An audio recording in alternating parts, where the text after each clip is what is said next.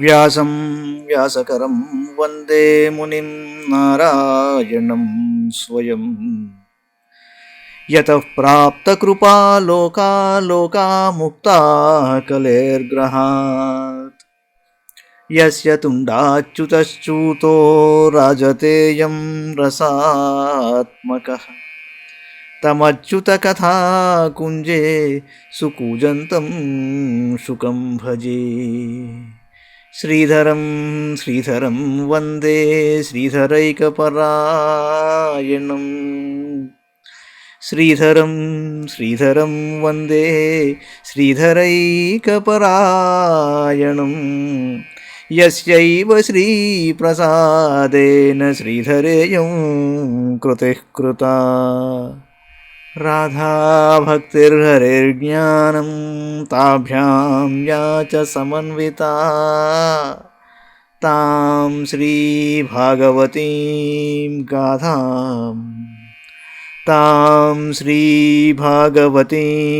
గాథాం వందే యుగళరూపిణీ. నీ పద్యావళులాలకించు చెవులు నిన్నాడు వాక్యంబులు.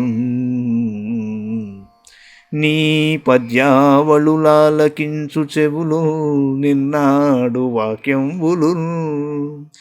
నీ పేరంబనిసేయు హస్తయుగముల్ నీ మూర్తిపై జూపులు. నీ పాదంబుల పొంత మ్రొక్కు శిరముల్ నీ సేవపై జిత్తముల్. నీపై బుద్ధులు మాకు నిమ్ముగరుణం. నీపై బుద్ధులు మాకు నిమ్ముగరుణం.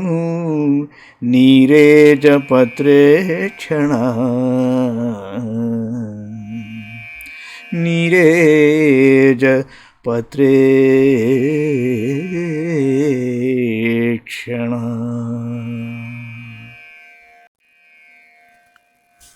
భాగవత మహాపురాణంలోని పంచమ స్కంధంలో మనం 7వ అధ్యాయంలో ఉన్నాం.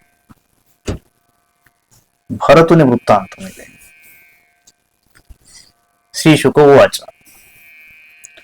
భరతస్తు మహాభాగవతో యదా భగవతా అవనితల పరిపాలనాయ సంచింతితస్తదనుశాసన పరః పంచజనీం విశ్వరూపదుహితరం ఉపయేమి.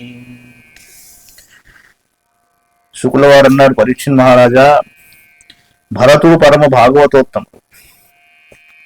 అతడు సద్గుణ సదాచార సంపన్నుడు. అతని ఉదాత్తమైన సద్గుణ సంపదను ఋషభదేవుడు గమనించాడు. అందువలన భరతుడే రాజ్యపాలన చేయుటకు సర్వసమర్థమని ఆయన సంకల్పించాడు. అంతటా భగవద్భక్తుడకు భరతుడు తన తండ్రి అయిన ఋషభదేవుని ఆదేశం ప్రకారం భూమండలమును పరిపాలించుటకు సన్నద్ధుడై ఉన్నాడు. అతడు విశ్వరూపుని కూతురైన పంచజనిని వివాహమాడాడు.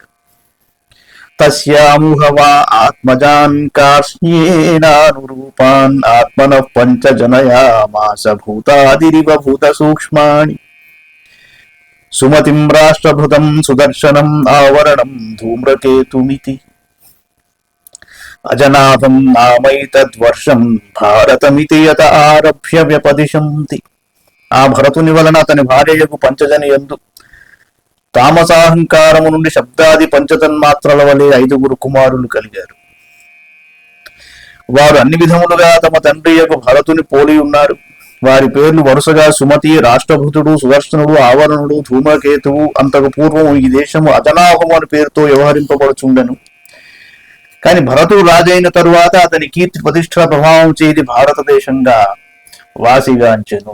భారతదేశం అన్న పేరు ఎందుకు వచ్చిందయ్యా అంటే ఈ భరతుని వల్ల వచ్చిందంటే, స భౌవిన్మహీపతి పితృపితామహవత్ ఉరువత్సలతయా స్వే స్వే కర్మణి వర్తమానా ప్రజా స్వధర్మమనువర్తమానః పర్యపాలయతు.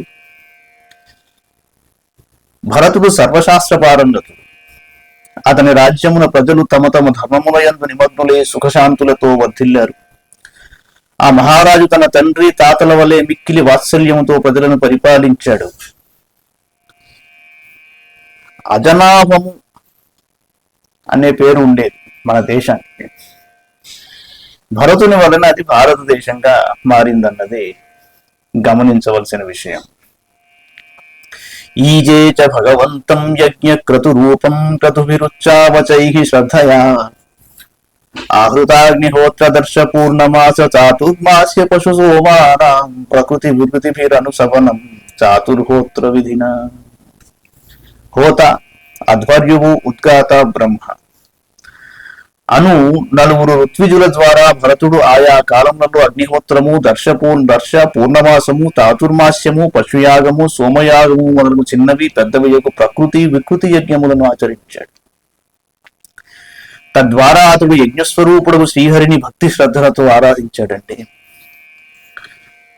సంప్రచరత్సు నానాయాగేషు విరచితాంగ క్రియేష్వ పూర్వం యత్తద్ క్రియాఫలం ధర్మాఖ్యం పరే బ్రహ్మణి యజ్ఞ పురుషే సర్వదేవతాలింగానాం మంత్రాణామర్థనియామకతయా సాక్షాత్ కర్తరి పరదేవతాయాం భగవతి వాసుదేవ ఏవ భావయమానాత్మనైపుణ్య ముదిత కషాయో హవిషు అధ్వర్యుభిః గృహ్యమానేషు సయజమానో యజ్ఞభాజో దేవాంస్తాన్ పురుషావయవేషు అభ్యధ్యాయతు.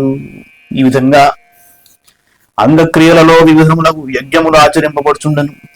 అధ్వర్యులు హోమము చేయు సమయమున అగ్నిద్రవ్యములను తమ చేతులలోనికి తీసుకుంటూ ఉన్నారు.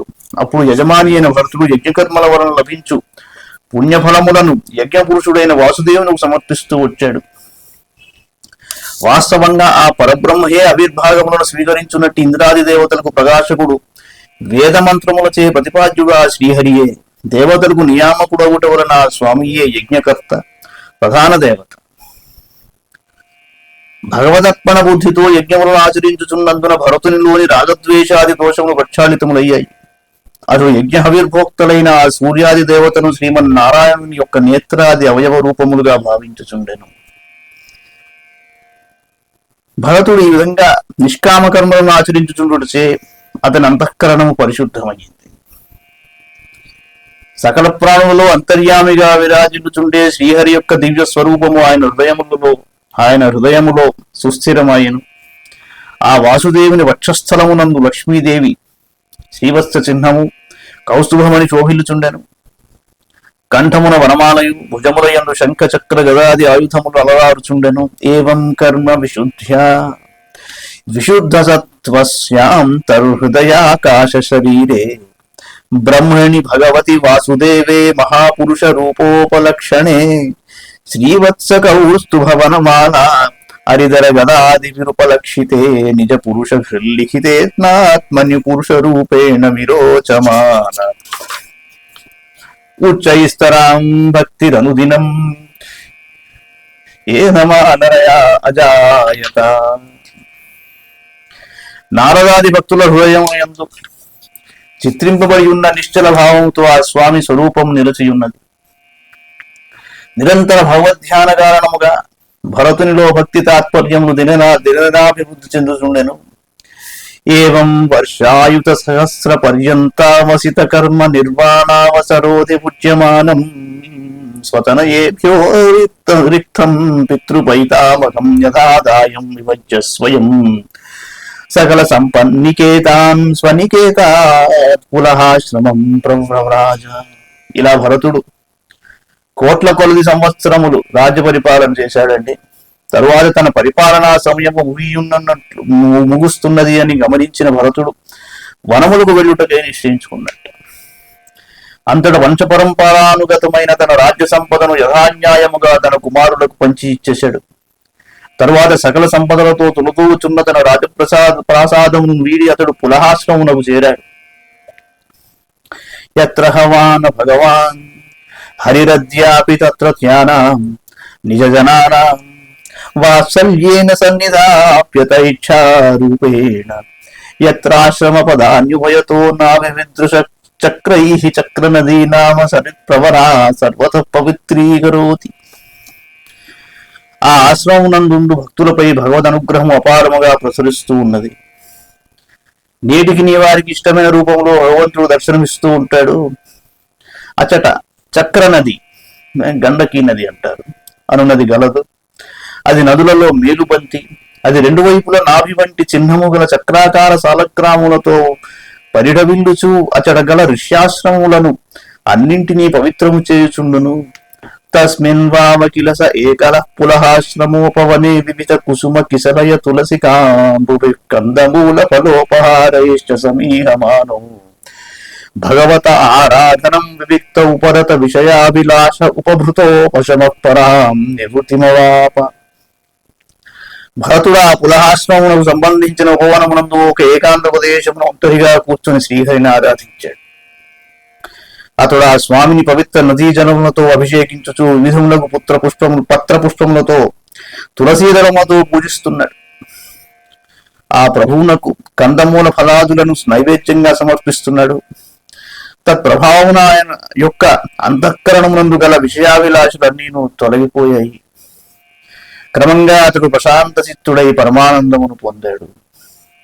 తయేత్తమ విరత పురుష పరిచర్యయా భగవతి ప్రవర్ధమానానురాగ పరధృత హృదయ శైథిల్య ప్రహర్ష వేగేనాత్మన్యు విద్యమాన రోమ పులక పులక ఔత్కంఠ్య ప్రవృత్త ప్రణయ బాష్పవిత్ నిరుద్ధావలోక నయన ఏవం నిజరమణారుణ చరణారవిందానుధ్యాన పరిచిత భక్తి యోగేన పరిప్లుత పరమాహ్లాద గంభీర హృదయ హృదావగాఢిషణస్తామపి క్రియమాణాం భగవత్ సపర్యాం సస్మార.